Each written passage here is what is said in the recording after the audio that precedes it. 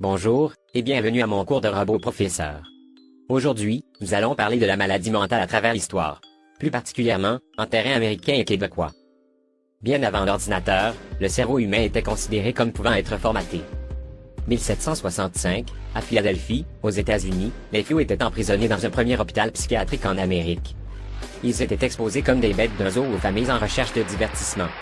1772, invention de la camisole de force. Il s'agit d'une chemise de contention qui sera remplacée par les neuroleptiques. Plus tard, en 1790, on invente la chaise tranquillisante, où tous les membres sont attachés. Le docteur l'ayant inventé s'est vanté d'y avoir laissé un patient pendant 6 mois. En 1800, il y a l'invention du girator, une planche horizontale sur laquelle on faisait tourner le flou à toute allure. On prétendait que la folie était due à un manque de sang dans le cerveau. N'hallucinez pas. Je n'ai aucune tonalité humoristique et je fais des blagues erratiques. Is it mad to pray for better hallucinations? 1820, traitement de bain surprise. Il s'agit d'un bain glacé donné au fou à son insu.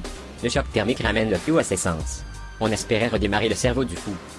Parfois, on en noyait en les immergeant dans une boîte percée. On espérait ainsi qu'ils se réveillent normaux, s'ils se réveillaient. La technique était très cruelle. Ne vous en faites pas, ça s'en va en s'empirant.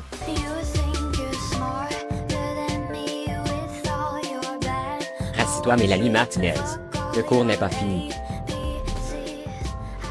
Avant 1845, au Québec, les malades mentaux étaient confinés dans des loges ou gardés dans des prisons sans traitement spécifique.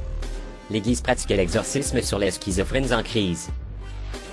Le 15 septembre 1845, Québec Lunatic Asylum, Asile des aliénés de Québec, un premier asile au Québec, ouvre ses portes. On se préoccupe davantage du traitement moral. 1900, stérilisation contrainte, un programme eugénique.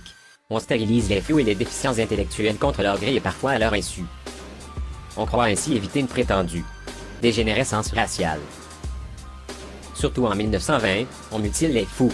Dr Henri Cotton pensait que la folie était due à l'infection d'un organe. Il s'est donc mis à retirer des côlons, des utérus, des prostates, des appendices, des vésicules, etc. 43% des patients succombaient. «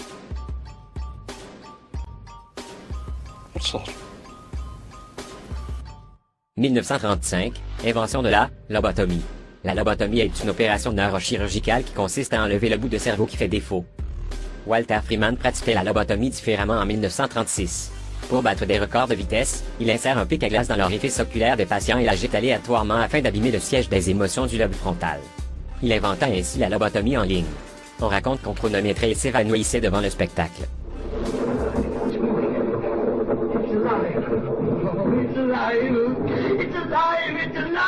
Ouais, surpris. Hein? 1938, invention des électrochocs. Cela provoque une perte de conscience et des convulsions chez le fou par l'usage d'électrodes posées sur les tempes. Votre corps est si faible, chers humains.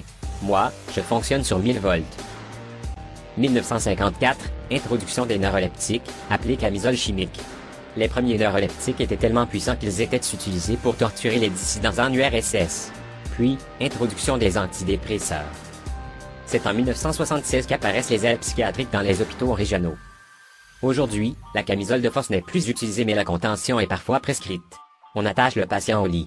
Ce recours est étroitement surveillé. La prescription est revérifiée aux 4 heures et une infirmière doit passer voir le patient en 20 minutes. On utilise toujours l'électroconvulsivothérapie et son efficacité a été démontrée dans le traitement de dépression majeure. Pour nous laisser sur une touche d'espoir pour l'humanité, lorsque nous éprouvons des difficultés sur le plan cognitif ou émotionnel, il ne peut qu'être plus terrorisant de regarder les méthodes passées de la médecine. La médecine ayant évolué, nous sommes aujourd'hui dotés de beaucoup plus d'empathie et de connaissances sur la maladie mentale. Cela dit, il est important de prendre ces médicaments quand ils nous sont prescrits et de consulter un professionnel en psychothérapie. Signé, votre adorable robot professeur.